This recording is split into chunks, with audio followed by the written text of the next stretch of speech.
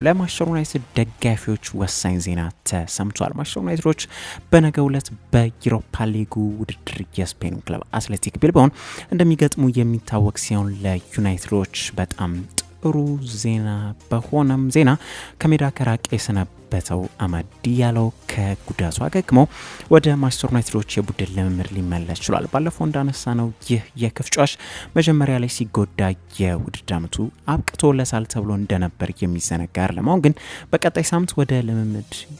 አሁን ግን ወደ ልምምድ መመለሱ ለማወቅ ተችሏል። ስለዚህ ከታቀደለት የመመለሻ ቀን ቀድሞ በፍጥነት ሊመለስ ችሏል ማለት ነው። የ22 ዓመት ተጫዋች በፌብሩዋሪ ወር አጋማሽ ላይ ከሜዳ የራቀ ተጫዋችም ነው የነበረው። ይህም ባስተናገደው የቁርጭምጭሚት ጉዳት ነበር። ይህ ደግሞ በሁሉም ውድድሮች የቀይ ሰይጣኖቹ 14 ጨዋታዎች ያህል እንዲያመልጡት አስገድዶታል። አሁን ወደ ቡድን ልምምድ መመለሱ ለሩበን አሞሪም ቡድን በጣም ትልቅ ዜና ተደርጎ ይቆጠርላቸዋል። አማድ ዲያሎ ዘንድሮ ለዩናይትዶች በሁሉም ውድድሮች 36 ጨዋታዎችን አድርጎ 9 ግቦችን አስቆጥሮ 8 ደግሞ ለግብ የሚሆኑ ኳሶችን አምሻሽቶ ማቀበል የቻለ ተጫዋች ነው። ከዲያሎ በተጨማሪም ግን ሌላኛው ከሜዳ የራቀው ተጫዋች ማቲያስ ዴሊክትም ሌላኛው ወደ ቡድን ልምምድ በዛሬው ዕለት ሊመለስ የቻለው ተጫዋች ሆኗል። ቶቢ ኮሊየር ደግሞ ወደ ቡድን ልምምድ ባይሆንም በግል ግን ልምምድ ሲሰራ ለማየት ተችሏል። ቀይ ሰይጣኖቹ ነገ ምሽት 4 ሰዓት ላይ በዩሮፓ ሊጉ ከሜዳቸው ውጪ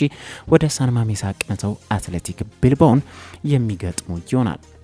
ቼልሲዎች በስተመጨረሻም ስፖንሰር አግኝቷል። የምዕራብ ለንደን ክለብ በማሊያቸው ፊት ለፊት ላይ ረዘም ላለ ጊዜ ያለ ስፖንሰር በባዶ እንደቆዩ ይታወቃል። አሁን ግን በስተመጨረሻም አጋር ማግኘት ችሏል። ዴማክ የተባለ ካምፓኒ የቼልሲዎች ስፖንሰር በይፋ ሆኗቸዋል። ዴማክ ሲታይ ጽሁፉ ደማክ የሚል ይመስላል፣ ነገር ግን ዴማክ ተብሎም ነው የሚነበበው። አሁን ዴማክ በቼልሲዎች ማሊያ ፊት ለፊት ላይ ይኖራል ማለት ነው። ስምምነታቸው ግን ለአጭር ጊዜ ብቻ የሚቆይ ስምምነት ነው። እስከ ውድድር ዓመቱ መጨረሻ ድረስ ብቻ የሚቆይ ነው የሚሆነው። ዴማክ ፕሮፐርቲስ መሰረቱን በዱባይ ያደረገ ካምፓኒ ሲሆን ቅንጡ የሆኑ የሪል ስቴት ዲቨሎፐር ተቋም ነው። ዲዛይን በማድረግ በተለይ ስፔሻላይዝ ያደረገ ተቋም መሆኑ ነው የሚነገርለት። በመካከለኛው ምስራቅ ከትላልቅ ፕሮፐርቲሶች መካከልም አንዱ ነው። እናም አሁን ከቼልሲ ጋር የአጋርነት ስምምነት መፍጠር ችሏል። ቼልሲዎች ነገ ወደ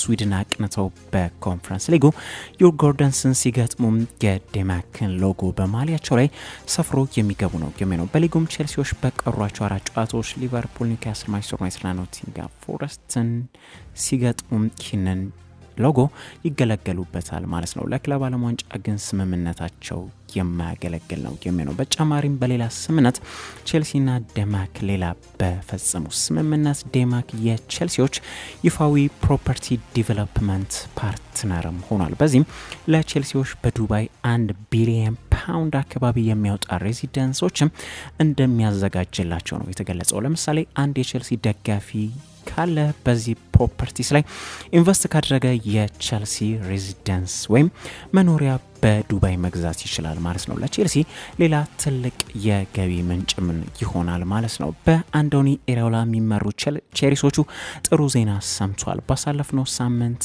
እሁድ በርንማውዞች በሜዳቸው ቫይታሊቲ ስታዲየም ከማንቸስተር ዩናይትድ ጋር ባደረጉት ጨዋታና ባለቀ ሰዓት ግብ አስተናግደው 1-1 በሆናቸው ውጤት በተለያዩበት ጨዋታ ተጫዋቻቸው ኢቫን ኒልሰን ኑሳይር ማዝራዊ ላይ በገባው አገባብ ቀይ ካርድ ተመልክቶባቸው የነበረበት አጋጣሚ የሚታወቅ ነው። ይህንን ተከትሎም በርንማውዞች አግባብ አይደለም ብለው ይግባኝ ሰሞኑ ማስገባታቸው ይታወቃል። አሁን ያስገቡት ይግባኝም ተቀባይነትን አግኝቶ የኢቫን ኒልሰን ቀይ ካርድ በይፋ ሊነሳላቸው ችሏል። ከ3 ጨዋታዎች ቅጣት ተርፏል ማለት ነው። በዚህም በርንማውዞች በቀጣይ ጨዋታቸው አርሰናልን በሳምንቱ መጨረሻ ሲገጥሙም የኢቫን ኒልሰንን ግልጋሎት ያገኛሉ ማለት ነው። ብራዚላዊ አጥቂ ዘንድሮ በሁሉም ውድድሮች ለቼልሲዎቹ በ31 ጨዋታዎች 11 ግቦችን አስቆጥሮ 5 ደግሞ ለግብ የሚሆኑ ኳሶችን አምሻሽቶ ማቀበል የቻለ ተጫዋችም ነው። የኖቲንግሃም ፎረስት ባለቤት የሆኑት ግሪካዊ ቢሊዮነር ኢቫንጀሎስ ማሪናኪስ በራሳቸው ፍቃድ በኖቲንጋም ፎረስት ካላቸው ኃላፊነት ራሳቸውን አንስተዋል። በ2017 ኖቲንጋምን የጠቀለሉት ግሪካዊ ባለሀብት ይህንን ያደረጉበት ምክንያት ደግሞ ለቻምፒዮንስ ሊግ ውድድር ዝግጅት መሆኑ ለማወቅ ተችሏል። ፎረስቶች አሁን በሊጉ ግን 6ኛ ደረጃ ላይ የተቀመጡ ቡድን መሆናቸው ይታወቃል። ነገር ግን አንድ ያነሰ ጨዋታ ተጫውቶ ነው ነገ ደግሞ ቀሪያቸውን ጨዋታ ከብሬንትፎርድ ጋር የሚያደርጉ ሲሆን ድል የሚቃናቸው ከሆነ ነጥባቸውን 63 በማድረስ ባንዴው ወደ 3 ደረጃ መምጣት የሚችሉበት ወርቃማ እድል በእጃቸው ላይ ይገኛል። አሁን ማሪናኪስ ራሳቸውን ከኃላፊነታቸው ሲያስነሱ ከቻምፒዮንስ ሊግ ዝግጅት ነው ስንል ምክንያቱ ምንድነው? ዩኤፋ እንደሚታወቀው በመልቲ ክለቦች ወይም በአንድ ባለሀብት በተያዙ ከአንድ በላይ ክለቦች ላይ ጠበቅ ያለ ህግ እንዳለው ይታወቃል። ይህ ህግ ፎረስቶች ለቻምፒዮንስ ሊግ ካለፉ ማሪናኪስን የሚመለከት ነው። እኚህ ቢዝነስማን ከኖቲንጋም ፎረስት በተጨማሪም የግሪኩ ክለብ ኦሎምፒያኮስ እንዲሁም በፖርቹጊዙ ክለብ የሪዮ አቬም ባለቤት መሆናቸው ይታወቃል። አሁን ዋና ጉዳዩ ኖቲንጋም እና ኦሎምፒያኮስም ለቀጣዩ ዓመት ቻምፒዮንስ ሊግ ለማለፍ የተቃረቡ ቡድን በመሆናቸው ነው። ሁለቱም በማሪናኪስ የሚመሩት ቡድኖች ካለፉ ደግሞ የዩኤፋን ህግ የሚጻረር ነው የሚሆነው። ለዚህ ነው እንግዲህ ኢቫንጀሎስ ማሪናኪስ ከኖቲንጋም ኃላፊነታቸውን ራሳቸውን ሊያነሱ የቻሉት ማለት ነው። በቅርጫት ኳስ ወይም በባስኬትቦል ዜና የኤንቢኤ ፕሌይ ኦፍ ጨዋታዎች መደረጋቸውን ሞቅ ባለ ሁኔታ ቀጥለዋል። ዛሬ በተደረጉ 3 ጨዋታዎችም የሚልዋኪ ባክሶች ጉዞ እዚህ ላይ ሊያበቃ ችሏል። ኢንዲያና ፔሰርሶች በኮርታቸው ሚልዋኪ ባክሶችን በአምስተኛ ጨዋታቸው አስተናግደው ፔሰርሶች በኦቨርታይም ባክስን 119-118 አሸንፈው ባክሶች ሲሰናበቱ ፔሰርሶች ደግሞ ወደ ግማሽ ፍጻሜው ያለፉበትን ትኬት ቆርጠዋል። በጨዋታው ከፍተኛ ነጥቡን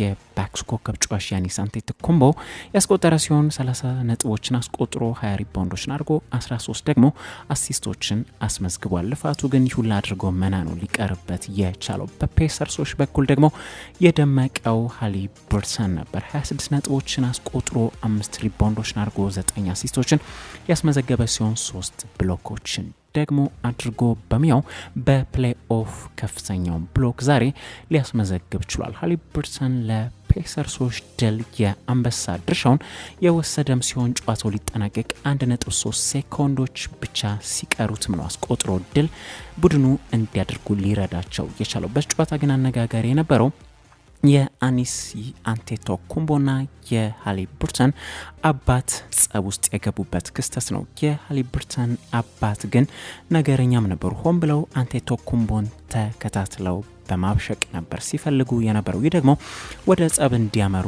አድርጓቸው ጸብ ቀረሽ ንግግር ሲያደርጉ ለመመልከት ተችሏል። በመሃል ግን ሰዎች መጥተው ሊያገለግሏቸው ችሏል። በዚህ ጸብ ታዲያ ከሳምንት በፊት በኤንቢኤው ከአንድ ሳምንት በፊት በጣም ኦቨርሬትድ የሆነ ተጫዋች ነው ተብሎ ሲመረጥ ተመርጦ የነበረው ሃሊበርተን ነበር። ታዲያ ከዚህ ጋር ተያይዞ ያኒስ አንቴቶኩምቦ ከሃሊበርተን አባት ጋር ዛሬ ጸብ ውስጥ ሲገቡ ካላቸው ነገር መካከል ልጅህን ኦቨርሬትድ ብዬ መረጥኩት በመጀመሪያነት እኔ ነኝ ሲላቸው ተደምጧል። ሃሊበርተን ግን ከሳምንት በፊት ኦቨርሬትድ ተብሎ ቢመረጥም ዛሬ ግን ባክሶችን ያሰናበተ ተጫዋች ሆኖ ተገኝቷል። ኢንዲያና ፔሰርሶች ግን በቀጣይ በግማሽ ፍጻሜው ከባድ ተጋጣሚ ያላቸው ሲሆን በኢስተርን ኮንፈረንስ በበላይነት ያጠናቀቁትን ክሊቭላንድ ካቫሌርሶችን የሚገጥሙ ይሆናል። ዛሬ በተደረጉ ሌሎች 2 ጨዋታዎችን ባጭሩ ስንመለከት ደግሞ የአምና ቻምፒዮኖቹ ቦስተን ሴልቲክሶች ኦርላንዶ ማጂክን 120 ለ89 በሆነ ውጤት በመርታት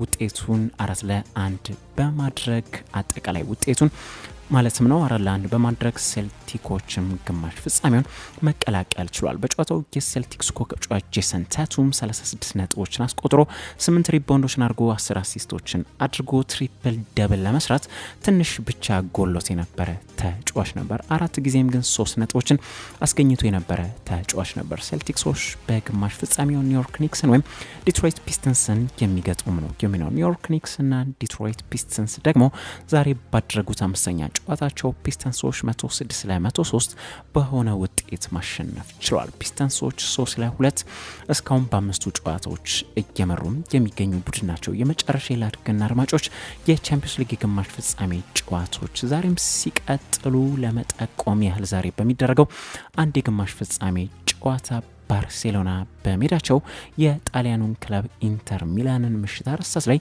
የሚያስተናግዱበት ጨዋታ በስፋት ይጠበቃል።